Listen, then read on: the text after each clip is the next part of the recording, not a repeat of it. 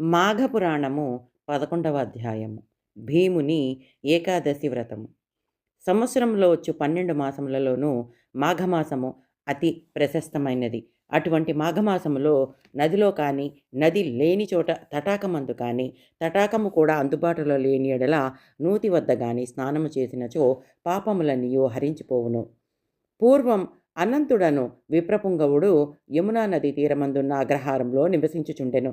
అతని పూర్వీకులందరూ గొప్ప జ్ఞానవంతులు, తపస్శాలులు, దానధర్మపరు. అతడు చిన్నతనము నుండి గడుసరి, పెంకివాడు. అతడు తల్లిదండ్రుల భయభక్తుల వల్ల కొంతవరకు మాత్రమే విద్య నేర్చుకున్నాడు. దుష్ట సహవాసం చేసి అనేక దుర్గుణములకు అలవాటు పడ్డాడు. మద్యమాంసములు సేవించి కన్న బిడ్డలను కూడా అమ్ముకొనుచున్నాడు. అలా సంపాదించి ధనవంతుడవుతాడు. కొంతకాలానికి వృద్ధుడవుతాడు. తనకున్న ధనమును తాను తినడు, ఇతరులకు పెట్టడు. ఒకనాటి రాత్రి పరుండబోవున్నట్లు ఆలోచించెను. పరుండబోవుచు ఇట్లా ఆలోచించాను. అయ్యా, నేనెంతటి పాపాత్ముడనైతిని! ధనము, శరీర బలము ఉన్నదను మనోగర్వముతో జీవితాంతము ముక్తినిచ్చే పుణ్యకార్యం ఒకటియు చేయలేకపోయినాను కదా అని పశ్చాత్తాపమునందుతూ నిద్రపోయాను.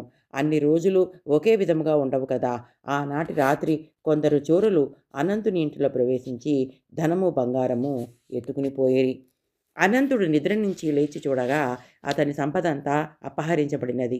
అన్యాయముగా ఆర్జించిన ధనము అన్యాక్రాంతమయ్యనని రోదన చేసినాడు. ఆ సమయమున పెద్దల నీతులు జ్ఞప్తికి వచ్చినవి. తాను చేసిన పాపములకు ప్రాయశ్చితము కోరసాగెను. ఆ సమయము మాఘమాసము నడుచుచున్నందున యమునా నదికి వెళ్ళి స్నానమాడాను. అందువల్ల అతనికి మాఘమాస నదీ స్నాన ఫలము దక్కెను. నదిలో మునిగి తడి బట్టలతో ఒడ్డుకు వచ్చెను. చలికి గడగడ వణికి బిర్ర బిగిసిపోవచ్చు నారాయణ అని ప్రాణములు విడిచినాడు. ఆ ఒక్క దినమైనను నదిలో స్నానము చేయటం వల్ల అతడు చేసి ఉన్న పాపములన్నీ నశించిపోయి వైకుంఠవాసుడయ్యను అని వశిష్ఠుడు తెలియజేశాను. పాండవులలో ద్వితీయుడు భీముడు. అతడు మహాబలుడు, భోజన ప్రియుడు, ఆకలికి ఏమాత్రము ఆగలేనివాడు. బండెడన్నమైనను చాలదు. అటువంటి భీమునకు ఏకాదశి వ్రతము చేయవలెనని కుతూహలము పుట్టినది. కానీ ఒక విషయంలో బెంగతో ఉండెను. అదేమందువా, ఏకాదశి నాడు భోజనము చేయకూడదు కదా, భోజనము చేసినచో ఫలము దక్కదు కదా అని విచారించి తన పురోహితుని కడకపోయి, ఓ ఈ పురోహితుడా, అన్ని దినముల కంటే ఏకాదశి పరమపుణ్య దినమని అన్నెదురు కదా, దాని విశిష్టత ఏమి అని భీముడు అడిగెను. పురోహితుడు ధౌమ్యుడు, అవును భీమసేన, ఆ రోజు అన్ని దినముల కంటేనూ ప్రశస్తమైనది, శ్రీ మహావిష్ణువుకు ప్రీతికరమైనది కనుక అన్ని జాతుల వారును ఏకాదశి వ్రతమును చేయవచ్చును అని పలికెను. సరే, నేను అటులనే చేయుదును. కానీ విప్రోత్తమ, నేను భోజన ప్రియుడై ఉన్న సంగతి జగద్విదితమే కదా. ఒక ఘడియ ఆలస్యమైనను నేను ఆకలికి తాళజాలను కనుక ఏకాదశి నాడు ఉపవాసం ఉండుట ఎటులా అని విచారించుచున్నాను.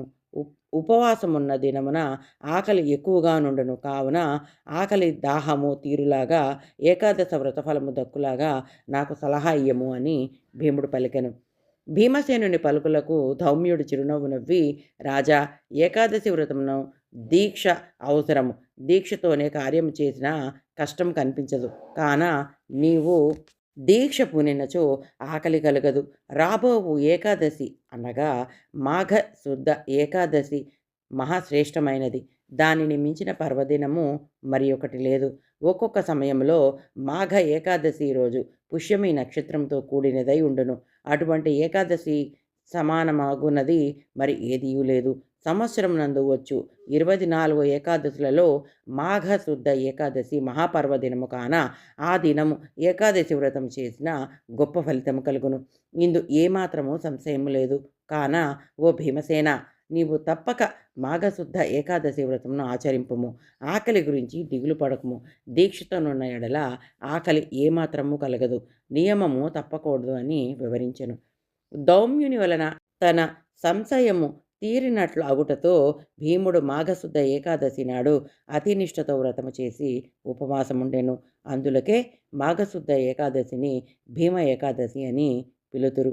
అంతేకాక ఓ దిలీప మహారాజా, పరమేశ్వరునకు అత్యంత ప్రీతికరముకు శివరాత్రి కూడా మాఘమాసమందే వచ్చును. కాన మహాశివరాత్రి మహాత్మ్యమును గురించి కూడా వివరించెదను.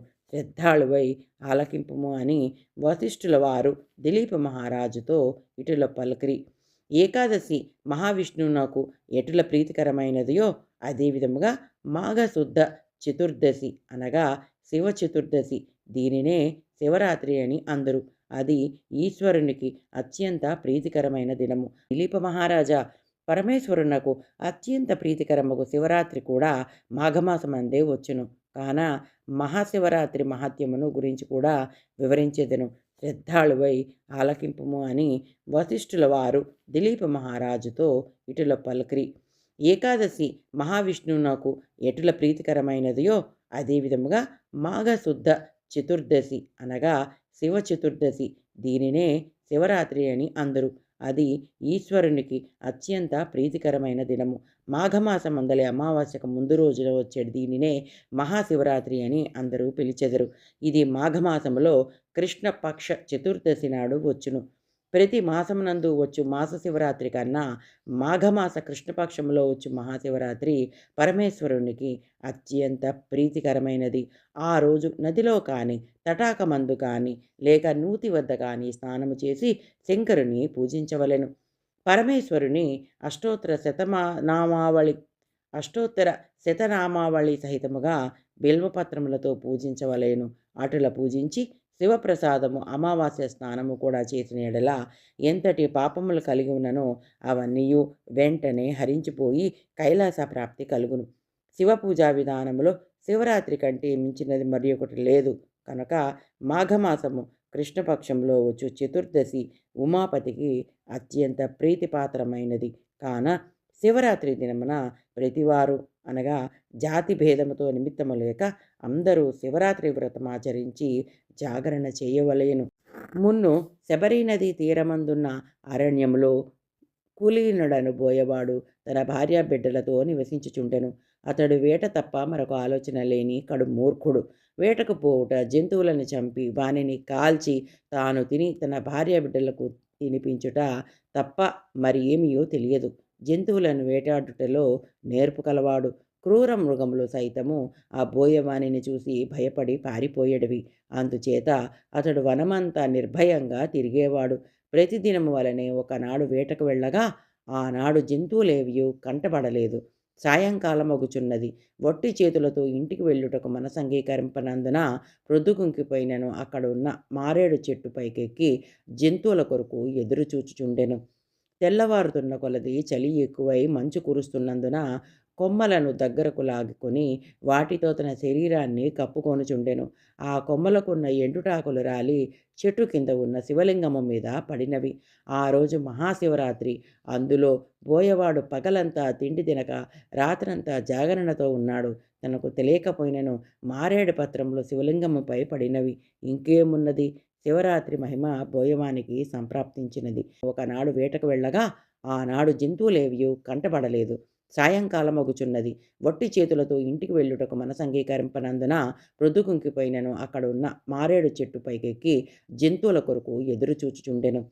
తెల్లవారుతున్న కొలది చలి ఎక్కువై మంచు కురుస్తున్నందున కొమ్మలను దగ్గరకు లాగుకొని వాటితో తన శరీరాన్ని కప్పుకొనుచుండెను. ఆ కొమ్మలకున్న ఎండుటాకులు రాలి చెట్టు కింద ఉన్న శివలింగము మీద పడినవి. ఆ రోజు మహాశివరాత్రి. అందులో బోయవాడు పగలంతా తిండి తినక రాత్రంతా జాగరణతో ఉన్నాడు. తనకు తెలియకపోయినను మారేడు పత్రములు శివలింగముపై పడినవి. ఇంకేమున్నది, శివరాత్రి మహిమ బోయవానికి సంప్రాప్తించినది. మాఘమాసములో కృష్ణపక్ష చతుర్దశి రాత్రి అంతయు జాగరణ, పైగా శివలింగముపై బిల్వపత్రములు పడుట, తిండి లేక ఉపవాసముండుట ఇవన్నీ ఆ బోయవానికి మేలు చేసినవి. జరామరణములకు హెచ్చుతగ్గులు కానీ శిశు వృద్ధ భేదములు కానీ లేవు. పూర్వజన్మలో చేసుకున్న పాపపుణ్యములను బట్టి మనుజుడు తన జీవితమును గడపవలసినది. మరికొన్ని సంవత్సరములకు ఆ బోయవానికి వృద్ధాప్యము కలిగి మరణమాసన్నమై ప్రాణములు విడిచెను. వెంటనే యమభటులు వచ్చి వాని ప్రాణములు తీసుకొని పోవుచుండగా కైలాసము నుండి శివదూతలు వచ్చి యమదూతల చేతిలోనున్న బోయవానిని జీవాత్మను తీసుకుని శివుని దగ్గరకు పోయిరి. యమభటులు చేయునది లేక యమునితో చెప్పిరి. యముడు కొంత తడువు ఆలోచించి శివుని వద్దకు వెళ్ళెను. శివుడు, పార్వతి, గణపతి, కుమారస్వామి, తుంబుర, నారదాది గణములతో కొలువు తీరి ఉన్న సమయములో యముడు వచ్చి ఆయనకు నమస్కరించెను. ఉమాపతి యముని దీవించి ఉచితాసనము ఇచ్చి కుశల ప్రశ్నలడిగి వచ్చిన కారణమేమని ప్రశ్నించెను. అంతటా యముడు, మహేశా, చాలా దినములకు మీ దర్శన భాగ్యం కలిగినందుకు మిక్కిలి ఆనందించుచున్నాను. మీ దర్శన కారణమేమనగా, ఇంతకుముందు మీ దూతలు తీసుకువచ్చిన బోయవాడు మహాపాపి, క్రూరుడు, దయాదాక్షిణ్యాలు లేక అనేక జీవహింసలు చేసి ఉన్నాడు. ఒక దినమున అనగా మహాశివరాత్రి నాడు తాను యాదృచ్ఛికంగా జంతువులను దొరకనందున తిండి తినలేదు.